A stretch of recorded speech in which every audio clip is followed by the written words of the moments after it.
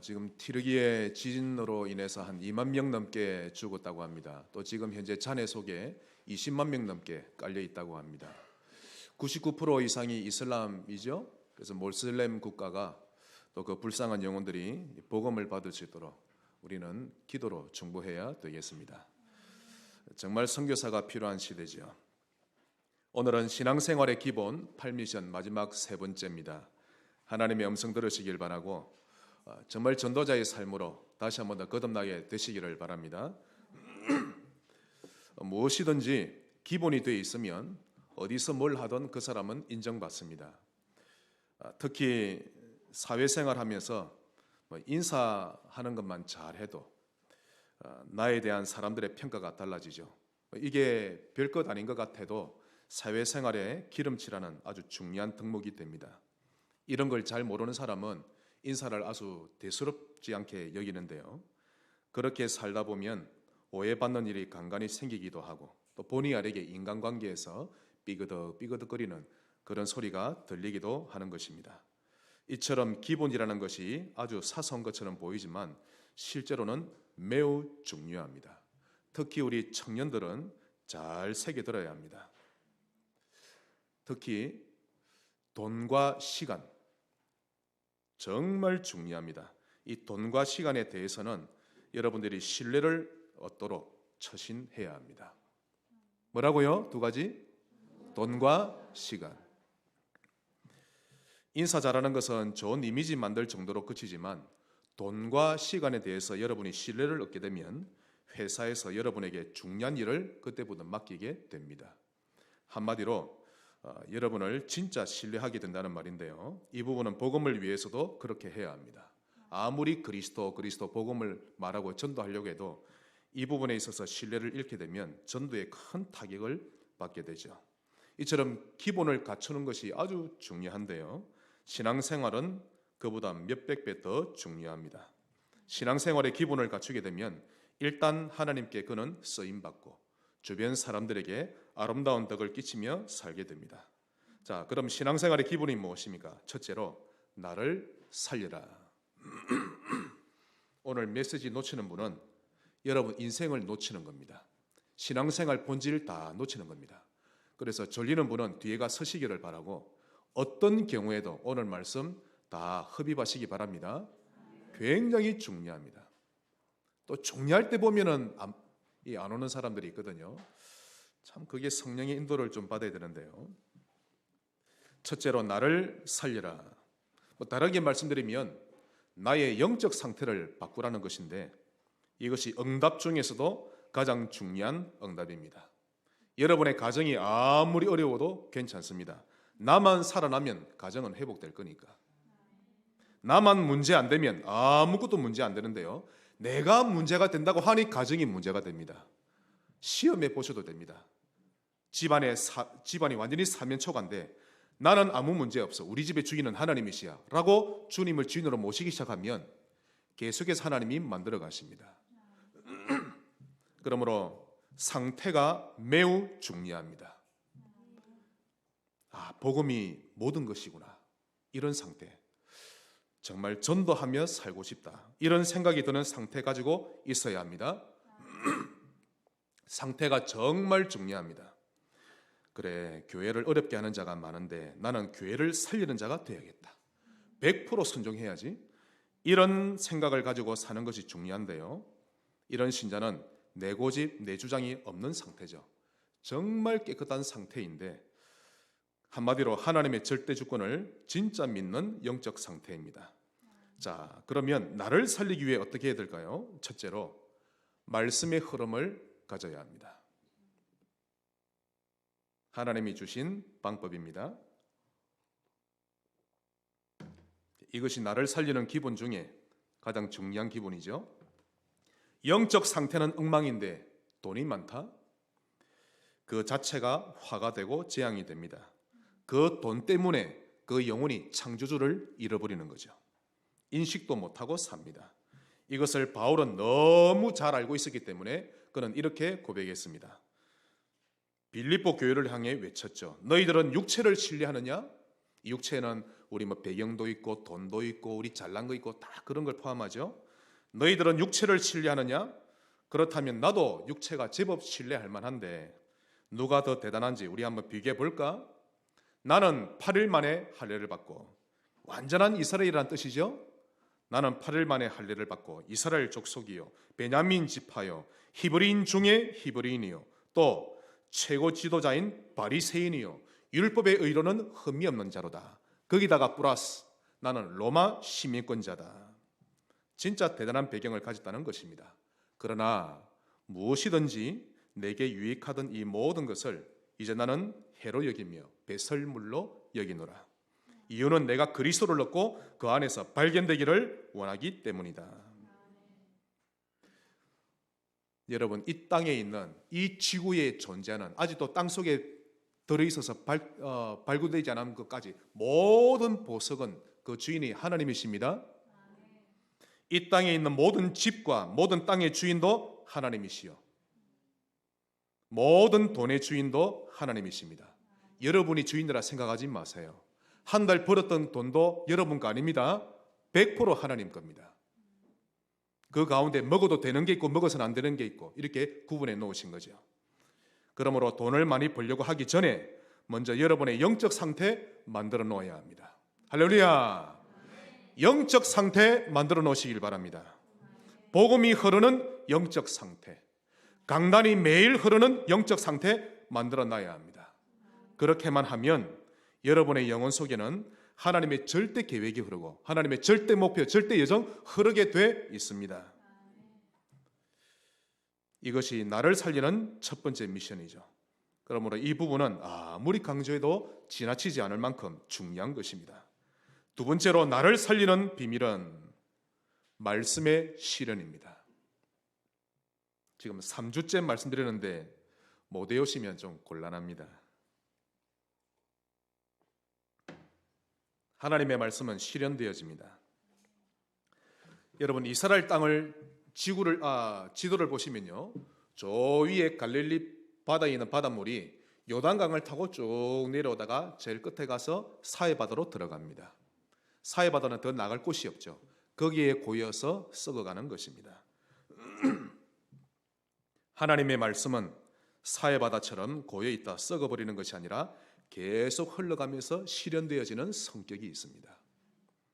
그러므로 받았던 말씀을 여러분 자신의 삶으로 바깥으로 실현되어 가도록 실천하며 사는 신자가 신앙생활 잘하는 신자입니다. 어떻게 하면 됩니까? 말씀의 실현, 이게 도대체 무슨 뜻입니까? 모든 위기, 모든 상황, 모든 사건을 나의 전도와 연관지어서 해석하는 것입니다. 하나님의 뜻입니다. 그러면 가장 정확하게 적용되어지죠. 이렇게 해야 내가 살아납니다. 이렇게 하지 못하면 그 위기에 파묻혀 살게 되고 그 상황에 따라 중심이 왔다 갔다 하게 되는 것입니다. 모든 사건과 위기에는 하나님의 뜻이 있습니다. 오늘 아침에 집사람이 이러는 거 있죠. 저보고 이번에 일어난 지진도 요한계시록에 보니까 천사가 대접을 쏘더니 이 땅에 지진이 일어나고 천사가 인을 떼니 지진이 일어나고 그게 아닐까. 제가 100% 맞다고 지금 말 쓰거든요. 이 모든 지진도 하나님의 뜻 가운데 이루어집니다. 뭐 지각이 어떻고 지리학자가 뭐 어떻고 이론적으로 맞는 것 같아도 하나님 계획 가운데 이루어지는 겁니다. 우리 다 같이 신명기 29장을 보겠습니다. 말씀의 실현, 말씀 실천이 무엇인지 적나라하게 주님이 말씀하고 계십니다. 그래서 앞으로 말씀의 실현하면 이 본문을 떠올리셔야 합니다. 29장 9절.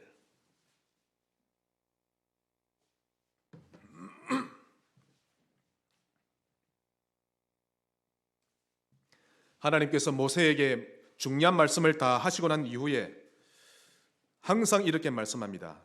그런즉 너희는 이 언약의 말씀을 지켜 행하라. 말씀 실현하라. 그리하면 너희가 하는 모든 일이 형통하리라. 말씀의 실현은 형통의 통로가 됩니다. 말씀의 흐름, 말씀의 실현을 가지고 살면 모든 복의 통로를 얻게 되죠. 자, 신명기 30장 9절 10절을 보겠습니다. 잘 보시기 바랍니다. 내가 내 하나님 여호와의 말씀을 청종하여 이 율법책에 기록된 그의 명령과 규례를 지키고 실현하고 내 마음을 다하며 뜻을 다하여 여호와 내 하나님께 돌아오면 내 하나님 여호와께서 내 손으로 하는 모든 일과 내 몸의 소생과 내 가축의 새끼와 내 토지 소산을 많게 하시고 내게 복을 주시되 곧 여호와께서 내 조상들을 기뻐하신 것과 같이 너를 다시 기뻐하사 내게 복을 주시리라. 우리가 우리 인생을 힘겹게 살아가는 것이 아니라 하나님이 인도하시는 인생, 하나님이 부어주시는 복을 체험하며 사는 인생이 된다는 뜻입니다. 말씀 실현에 주역되시기를 바랍니다. 하나님을 그대로 믿으세요. 말씀을 그대로 믿으시면 됩니다. 이 땅에 살아가는 동안 내가 전도를 얼마나 할까? 그게 우선이 아닙니다. 하나님의 말씀을 믿느냐 안 믿느냐, 그게 중요한 것이죠. 나를 살리는 세 번째 비밀, 올바른 기도 제목입니다.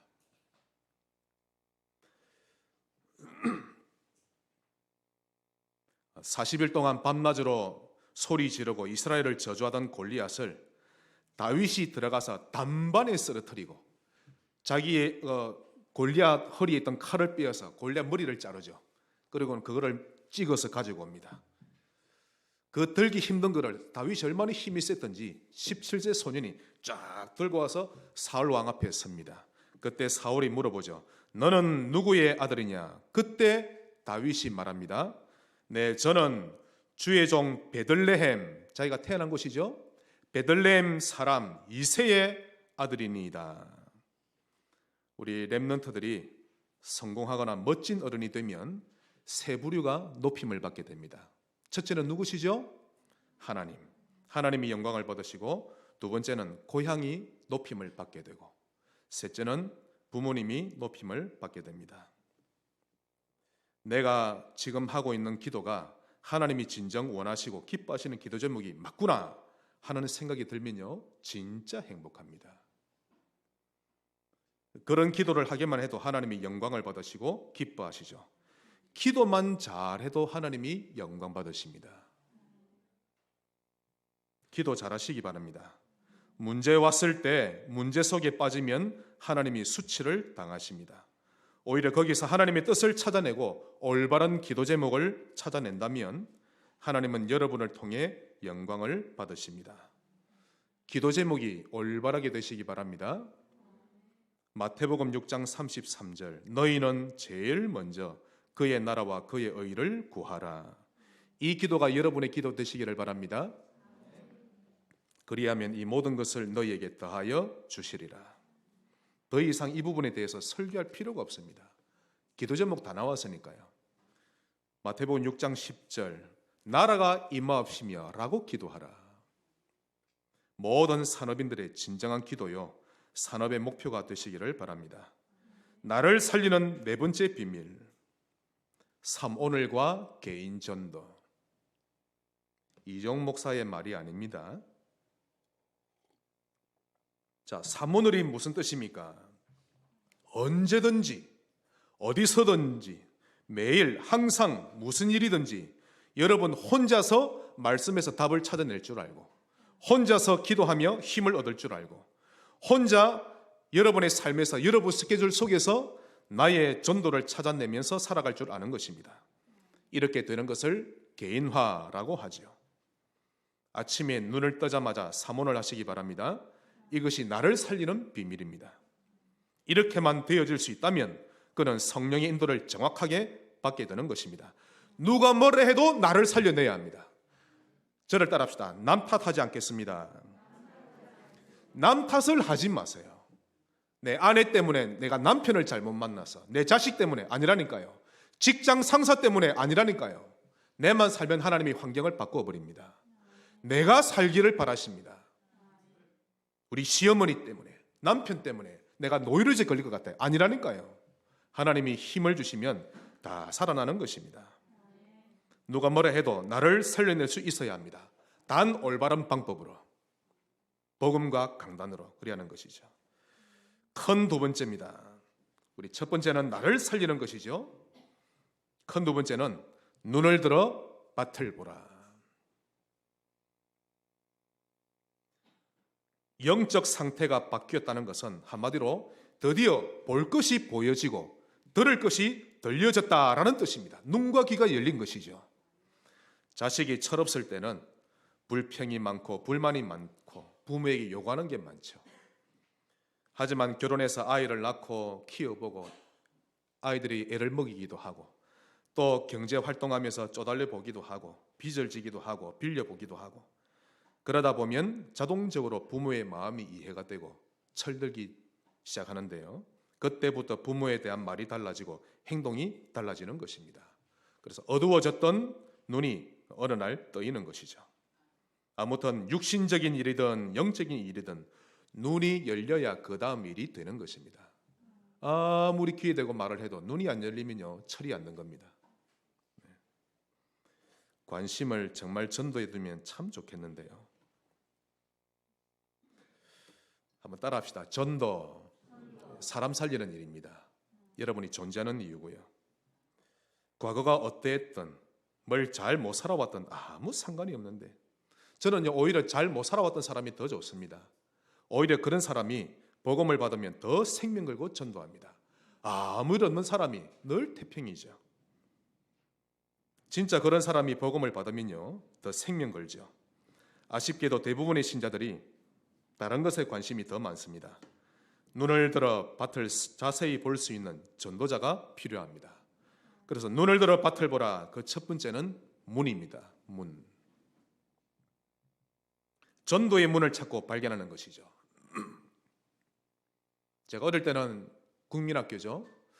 국민학교 때 소풍 가면 반드시 했던 것이 보물찾기입니다. 얼마나 재밌는지. 보물 이름이 적힌 쪽지를 선생님이 딱 적는데요. 어떤 때는 한 30장을 적은 거 있죠. 정말 보물을 많이 준비해놓고 한 5개만 하면 에이 뭐 나는 못 찾을 거 포기할 낀데 30개를 준비해놓으니까 뭐 애들이 대부분 다 찾는 거 있죠. 선생님이 여러 곳에 숨겨두시는데 아이들은 그걸 찾으러 다닌다고 눈에 불을 켜고 다닙니다. 저도 구석구석 찾아다니던 때가 생각나는데요. 얼마나 그때가 즐거웠는지. 내가 처한 현장에서 전도의 문은 즉 보물을 찾고 발견하는 것이 이 땅에서 가장 신나고도 가장 가슴 뛰는 일인 것입니다. 그 어디에 보물이 있죠? 첫째는 교회 안입니다. 교회 안에 성도 한 사람이 나로 인해 신앙생활을 회복하고 전도자로 살아가는 모습 보일 때 얼마나 기쁜지 아십니까? 전에는 그렇게 보물로 안 보였는데 어이구 저래가 인간이 되겠나 그리 보였는데 어느 날 사람이 바뀌는 거 있죠. 그 기쁨은 말로 표현도 못합니다. 평상시 늘 부정적이고 늘 교회 밖을 떠돌던 사람이었는데 그 사람을 두고 계속 중보기도 하고 도와주고 관심을 가져줬더니 어느 날부터 변하기 시작합니다. 그러더니 예배에 성공하고 사모를까지 하는 거 있죠. 완전히 바뀌어집니다. 그때는 밥을 안 먹어도 배부르고 사역을 아무리 해도 지치지 않고 그런 것이죠. 그러다가 그 성도의 주변 현장에 전도의 문이 열리기 시작합니다. 그걸 보고 교회 밖이라고 합니다. 교회 밖에서 보물을 찾아내는 것이죠. 이만큼 행복한 일은 이 땅에 없는 것입니다. 그때는요, 이야 세상에 이보다 더 행복한 일이 있을까? 그런 마음도 드는 것입니다. 진짜 살맛나죠. 교회 안에는 쓰레기통이 없습니다. 버릴 성도가 없습니다. 모두가 귀합니다. 지금 방황하는 성도도 귀하고 또 열심인자도 귀하고 다 귀하죠. 사람을 계속 도와주시기 바랍니다. 그러다 보면 그 성도가 전에는 재앙지대였는데 어느 날 황금어장으로 딱 보이는 것이죠. 문이 보여주시기를 바랍니다. 그러다 보면 두 번째로 예비된 것을 찾고 누리라. 한번 따라합시다. 예비된 것 반드시 기억하셔야 합니다. 하나님은 반드시 예비해 놓으십니다. 하나님이 숨겨두신 보물을 찾고 누리는 것인데 먼저 사람을 예비해 놓으시죠. 아합 왕과 수많은 백성들이 보는 앞에서 엘리야가 기도했더니 하늘에서 불이 떨어졌습니다. 기적 중의 기적이죠. 모든 물을 그 불이 다 핥아먹고 그리고는 제단에 있던 흥건히 물에 젖은 제단 짐승을 다 불태워버립니다. 그리고는 850명의 거짓 선지자들을 저 시내가에 가서 다 처형시킵니다. 자, 이 정도의 기적을 보였으면 왕은 대국민 회개운동을 일으키고 백성들은 금식을 선포하면서까지 뉘우쳐야 하는데 오히려 엘리야를 죽이려 했고 현상금까지 걸어놓았으니 엘리야는 갑자기 그때 힘이 쫙 빠져버렸습니다. 이게 뭐야? 어떻게 사람들이 그런 기적을 보고도 뉘우치지를 않지? 멘붕이 온 거죠. 결국 나만 여호와를 섬길 뿐 나 외에는 아무도 여호와를 섬기는 자가 없구나. 아무리 전도해봐야 소용이 없구나. 딱 이런 영적 우울증에 딱 걸려버린 거죠. 이런 생각이 엘리야의 머릿속을 차지해버렸습니다. 그러니까 밥도 먹기 싫어졌고 그렇게 의기양양했던 사람이 사명이고 뭐고 다 잃어버린 채 영적으로 탈진되어 버렸습니다. 그리고는 저 멀리 도망가서 로뎀나무 밑에 털썩 주저앉아 누워버렸죠. 그리고는 하나님 앞에 이런 기도를 합니다. 여호와여, 이제 이만큼 사역했으면 할 만큼 한 거 아닙니까? 저의 생명을 이제는 거두어 가셔도 되겠습니다. 아무리 전도해본들 사람들이 변하지를 않는데, 아무리 목회해본들 성도들이 바뀌지를 않는데 오직 저 혼자만 남았고 저만 하나님 바라보는 것 같고 심지어는 저까지 죽이려 합니다. 완전히 인생을 포기한 영적 상태였죠. 그때 하나님이 미세한 음성 가운데 나타나 말씀하셨습니다. 엘리야야, 하사엘과 예후에게 가서 기름 부어서 왕으로 삼으라. 그리고 엘리사에게 가서 기름 부어서 너 대신에 선지자를 삼으라. 그리고 이스라엘 가운데 7,000명을 내가 남겨두었는데 그들은 바알에게 무릎 꿇지 않고 바알에게 입 맞추지 아니한 순수한 믿음의 사람들이다. 그들을 내가 남겨놓았느니라. 저는 이런 하나님을 믿습니다. 믿음으로 살기로 작정한 하나님의 사람이 반드시 있다고 저는 확실히 믿습니다. 왜냐하면 하나님은 예배해 놓으시는 하나님이시거든요. 그렇구나. 내가 팔미션을 누리며 살기로 작정하면 그것만 해도 하나님은 제자를 남겨놓으시구나. 믿으시기를 바랍니다. 또한 하나님은 예비된 사람 속에 예비된 장소 준비하십니다. 나를 주 믿는 자로 알거든 내 집에 들어와 유하라. 루디아에겐 그의 집이 예비된 장소였던 것입니다. 골로새 4장 15절을 보니 눈바와 그의 집에 있는 교회, 즉 눈바가 예비된 사람이요 눈바의 집이 예비된 장소였던 것입니다. 그 집이 교회였죠. 라오디게아 지역을 복음하는 예비된 장소였던 것입니다. 고린도전서 16장 19절 아굴로와 브리스가와 그 집에 있는 교회 이렇게 나오는데요. 이 부부의 집 역시 고린도를 복음화하는 교회 예비된 장소였던 것입니다. 여러분의 집이 지역 복음화를 위한 교회로 쓰임받게 되시기를 바라고 그런 예비된 장소를 찾고 누리게 되시기를 바랍니다. 이처럼 예비된 그 사람, 예비된 그 장소를 가지고 시간을 정해놓고 전도운동 펼치는 겁니다. 그것을 보고 예비된 시스템이라고 합니다.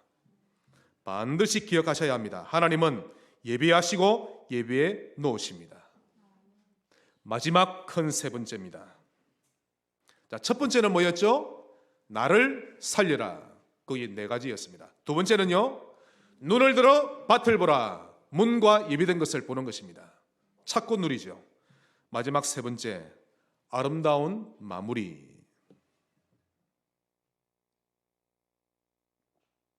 아니, 전도 사역에 무엇이 아름다운 마무리란 말입니까? 자, 우리가 지금까지 신앙생활의 기본 6가지를 살폈습니다. 이 6가지 미션을 누리다 보면 여러분 자신을 살릴 겁니다. 어느 정도 살아나는가 하면 눈이 열려버립니다. 눈을 들어 밭을 보라. 주님의 마음과 심정이 이해가 되어지죠. 목자 없어 방황하는 그런 모습들이 전에는 안 보이는데 이제는 보입니다. 후대들이 세상 문화가 얼마나 맛있는지 거기에 따라가고 어른들은 세상 풍조 따라가는 모습이 다 보이는 것입니다. 이 눈이 보이니 그냥 이제는 잠들지도 못합니다. 누우면 현장 생각나거든요. 학교 교사 중에도 있습니다. 이런 교사는 잠들 때도 자기 반 아이들 하나하나 두고 기도합니다. 이런 기도 없는 교사는 아직 눈이 안 열린 겁니다. 공무원 중에도 이런 공무원은 같이 근무하는 직원들 어떻게 내가 구원할까 그 명단 하나하나 떠오르게 돼 있습니다. 그러다 보면 한 가지가 더 보이는데요. 현장에는 추수할 것이 너무 많은데 막상 살펴보니 추수할 일꾼이 정말 없구나. 딱 이 눈이 보입니다. 그래서 함께 일할 수 있는 일꾼이 있는가 싶어서 교회 안을 살펴보니까요. 교회 안에 거의 대부분이 성도들이 영적 벙어리요, 영적 무기력한 상태입니다. 그래서 이런 시대에 하나님이 우리와 우리 교회를 부르셨는데 그것이 7번째 미션입니다. 그것은 절대 지교회. 이것이 8미션 가운데 7번째입니다. 하나님은 예비된 그 한 사람을 지교회로 사용하길 원하십니다. 이것이 절대 지교회입니다. 했다 말았다 하는 지교회가 아니라 무너지지 않고 지속할 지교회입니다. 이스라엘 백성들이 40년간 광야길을 걸어갔죠. 말이 40년이지 참으로 긴 세월입니다. 우리가 한 동네에서 40년을 살아도 정말 오래 살았다고 하는데 그만큼 40년이라는 아주 긴 세월입니다. 예를 들면 출애굽할 때 20살이었던 청년이 나중에 60살 되었을 때 이제 광야의 끝마무리 쪽으로 이제 간다는 그런 뜻입니다. 하지만 출애굽했던 1세대 사람들은 하나님이 약속하신 가나안 땅에 들어가지 못했습니다. 이유는 가나안 땅은 결코 들어갈 수 없는 땅이다라고 불신앙했기 때문인데 여호수아와 갈렙을 제외하고 모두가 광야에서 죽임을 당했습니다. 그들은 아마 평상시 자기 자녀와 가족들에게 이렇게 말하며 살았을 겁니다. 제가 추측건데, 얘들아, 도대체 우리가 지금 어디로 가고 있는지 모르겠다. 저 모세를 보니까 왔던 길 또 오고 이 광야를 계속 빙글빙글 돌기만 하고 어디로 가는지를 모르겠다. 애굽에 있을 때가 좋았는데, 얘들아, 인생 별것 아니다. 인생이란 참으로 힘들고 헛된 여정이야. 이렇게 밝은 미래를 꿈꾸기보다는 참으로 암담하고 불쌍한 고백만 했을 것입니다. 그러나 갈렙은 자기 자녀들에게, 그의 가족에게 그와 반대로 말했을 겁니다. 얘들아, 우리 인생은 여호와께서 허락하신 절대 여정대로 걸어가는 것이란다. 은혜로운 여정이지. 너희들도 여호와를 경외하고 그분의 언약을 굳게 잡고 걸어갈 줄 알아야 한다. 분명히 이렇게 말했을 겁니다. 완전히 다르죠.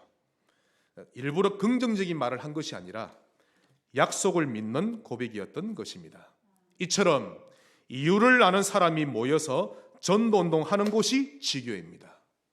그 지역과 그 장소에서 지교회를 해야 하는 절대적인 이유가 발견돼야 이 전도운동은 지속이 되는 것입니다. 여러분, 절대 지교회는요, 공부 못해도 되고 가방끈이 짧아도 됩니다.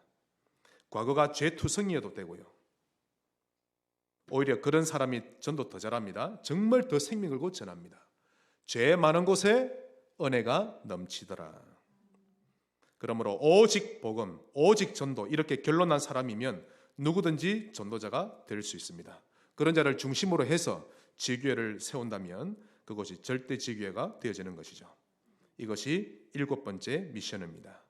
지교회가 여러분의 목표가 되고 여러분 인생의 아름다운 마무리가 되기를 주 예수 이름으로 축복합니다. 마지막 8번째 미션. 무엇이 아름다운 마무리입니까? 절대 제자. 절대 제자가 전도운동의 마무리입니다. 그 지역을 두고 매일 생각하고 매일 기도하고 매일 고민할 수 있는 자입니다. 여러분이 되시기를 주 예수 이름으로 축복합니다. 여러분, 정말 갈수록 교회가 무너집니다. 성도들이 딴 데 관심이 다 많다니까요. 정말 우리 모여서 기도합시다, 전도합시다 하면 다 도망갑니다. 젊은이들마저. 예배에 성공합시다 라고 하면 다 도망갑니다. 성지교회는 100% 예배 성공합시다. 그리고 전도자로 사시기를 바랍니다. 그 지역을 두고 매일 생각하고 매일 기도하고 매일 고민할 수 있는 자, 이것이 매일 전략인데요, 이런 사람 눈에는 보입니다. 안 보일 수가 없습니다. 장소가 보이고 제자 사람이 보이죠. 그래서 안 무너지는 것입니다. 하나님 앞에서 개인적으로 절대적인 답이 나온 사람입니다. 그리스도 아니면 안 돼. 그리스도 아니면 절대적으로 안 돼. 그래서 전도에는 사람을 편애하지 않습니다.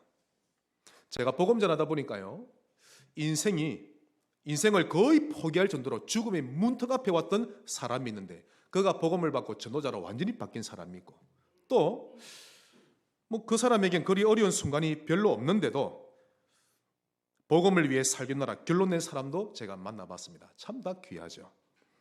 그러므로 누구든지 전도자로 살기로 결론 낸 사람이 절대 제자인데, 이런 사람을 만나고 세우는 것이 전도운동의 아름다운 마무리인 것입니다. 이런 사람은 핑계 없습니다. 다른 이유도 없지요. 진짜 순종하는데요, 오직 복음, 오직 강단입니다. 오직 강단이라 오직 교회란 뜻이죠. 강단을 따라오지 않는 자는 제자 아닙니다. 왜냐하면 전도의 키는 교회를 세우는 것이기 때문에. 그러므로 강단 중심으로 따라간다는 이 말 속에는요, 굉장한 것이 내포되어 있습니다. 강단을 따라갑시다 또는 내가 강단을 따라간다, 이 말은 무엇이 들어있는가 하면 나는 하나님 중심이다, 이게 들어있습니다. 나는 성경 중심이다, 이게 들어있죠. 또 나는 하나님의 절대 주권을 인정한다는 것이 들어있는 것입니다. 나의 선택이 옳다고 증명하기 위해서 뭔가를 주장하는 핑계를 대지 않는 자죠. 정말 단순합니다. 정말요. 정말 단순하고 100% 순종하고 따라가죠. 디모데가 그러했고 브리스가가 그러했고 로마서 16장 인물들이 그러했죠. 말 많은 자들이 아니라 조용히 보호자, 동력자, 식주인이 되었던 것입니다. 절대 제자 만나게 되시기를 바랍니다. 말씀의 결론을 맺겠습니다.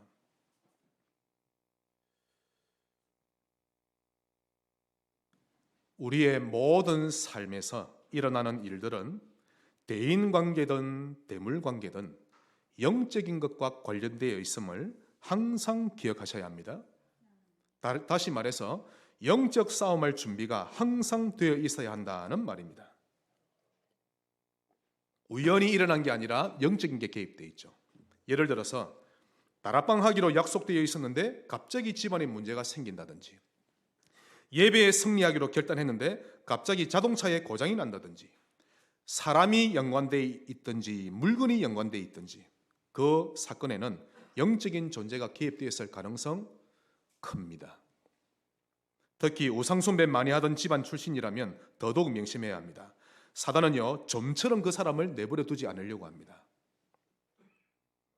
어떻게 해서든지 믿음 좋은 신자가 되지 못하도록 막으려 하죠. 이유는 그런 사람이 예수를 믿으면 정말 믿음 좋은 사람이 되니까, 또 전도자가 될 확률이 너무 높기 때문에 사단이 잘 알기 때문에 집요하게 방해합니다. 그러므로 성도님들은 모든 삶에 있어서 대인관계든 대물관계든 영적 싸움 할 줄 아셔야 합니다. 육신 싸움 하지 말고 영적 싸움 하세요. 사람과 싸우지 말고 그 배후 역사는 사단을 결박해야 하는 것입니다. 방법은 아주 간단합니다. 아주 평안하게, 아주 자연스럽게 팔미션 타세요. 말씀부터 흐르는 겁니다. 그러면 되게 돼 있죠. 지난 3주 동안 8가지 미션을 이제 받았습니다. 이 8가지를 어떤 성경 공부나 수학적인 공식이 되지 않기를 바랍니다. 이런 것을 수학 공식처럼 하나씩 탁탁탁 끼워 맞춘다 해서 신앙생활 잘하는 거 아닙니다. 시편 31편 23절에 너희 모든 성도들아 여호와를 사랑하라. 이것이 열쇠입니다.